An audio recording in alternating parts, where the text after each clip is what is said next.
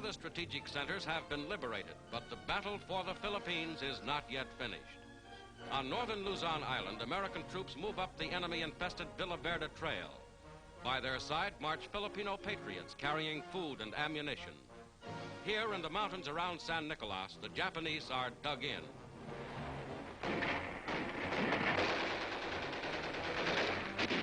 Artillery pounds heavy shells into Japanese positions on the ridges above.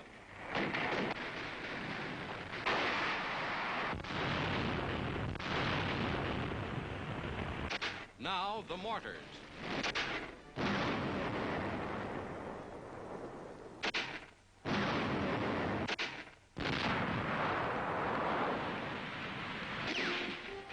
But the hard, bloody job of flushing each enemy fighter out of his foxhole or killing him within, that belongs to the foot soldier. Japanese on the ridge is shot down.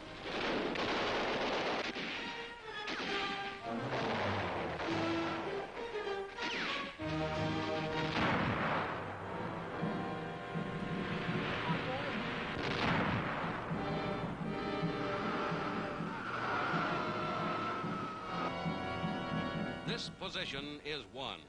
Many more must be taken before the complete liberation of the Philippines. To these men engaged in one of the war's toughest unsung jobs come food and mail from home.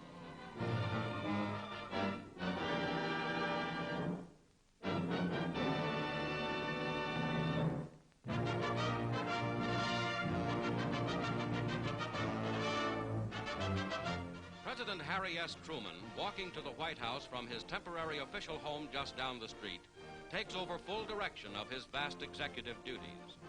First law to bear his presidential signature is the vital Lend-Lease Extension Act, which he had previously signed when he was president of the Senate. Nearly 400 journalists attend President Truman's first press conference. Most important of all, President Truman meets with the United States delegation to the San Francisco World Security Conference, which he later addressed by radio.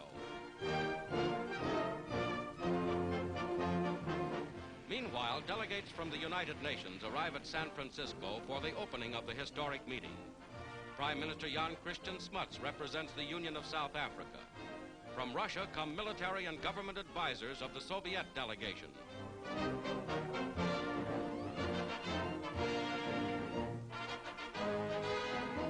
Back in Washington, to the White House comes Sergio Osmeña, President of the Philippines. Members of the Judicial Committee of the San Francisco Conference signed their agreement on proposals for a world court under the security framework.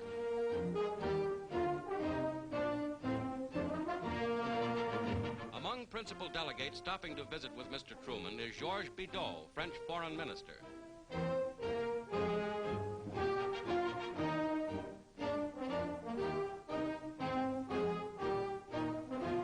China's Foreign Secretary, Dr. T.V. Sung, also talks with the President.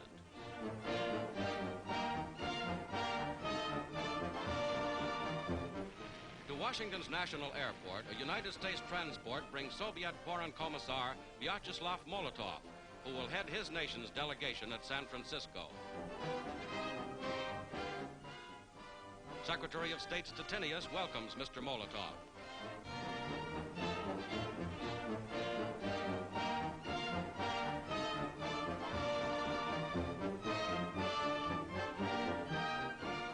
The Russian statesman is cheered by Washington crowds on his arrival at the capital's residence for distinguished visitors. Stettinius and Molotov are joined by British Foreign Secretary Anthony Eden in preliminary discussions on the eve of the San Francisco Conference.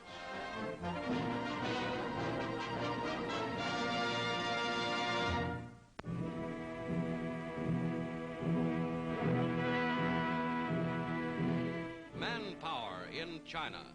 In age-old fashion, a fighting nation solves a transport problem. Empty gasoline drums are drawn hundreds of miles upriver from airfields for refilling at supply depots.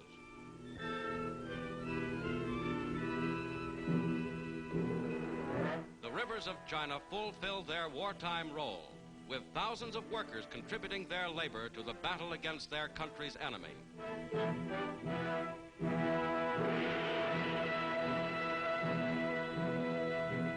Where the current is swift, all hands pull on one boat for an inch-by-inch fight against the stream. This is one of the hard, primitive ways by which the war in China is being fought.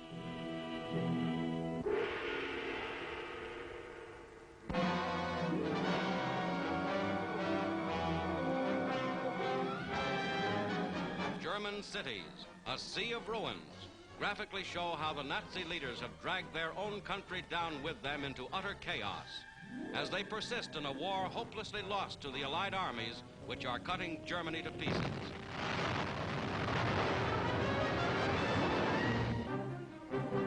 In town after town, street after street, infantry follows up the armored breakthrough.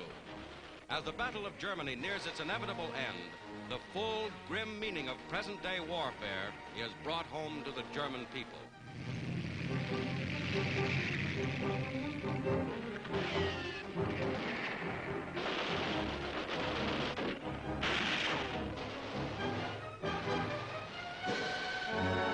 A Gestapo agent, posing as a Hollander, is manhandled by a German crowd, then hustled off to prison. With administrative Germany completely disorganized, German civilians loot coal yards, shops, and stores. Gone is the widely advertised German discipline. Now, members of the so-called master race run riot as they steal clothing from a supply train. This plunder was immediately recovered by the Allied military government.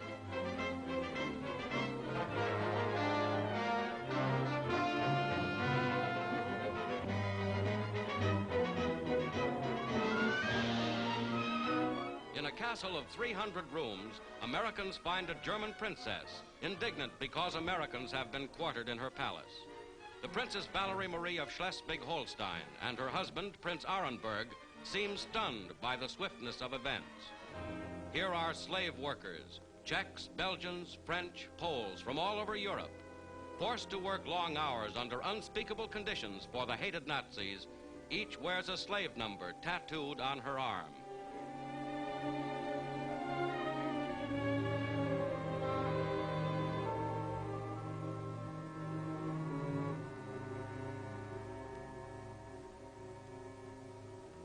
Here, 30,000 Russian prisoners lie in a mass grave, victims of organized German atrocities.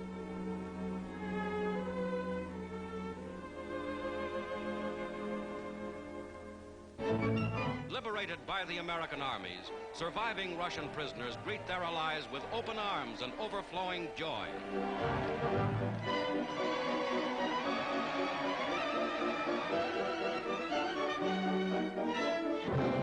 And here, prisoners of a different kind. Masses of surrendered troops of the once great Wehrmacht are rounded up for internment. They pour in at a rate of 30,000 a day, more than 2 1/3 million since last June's invasion, more than 1 million in the last month alone.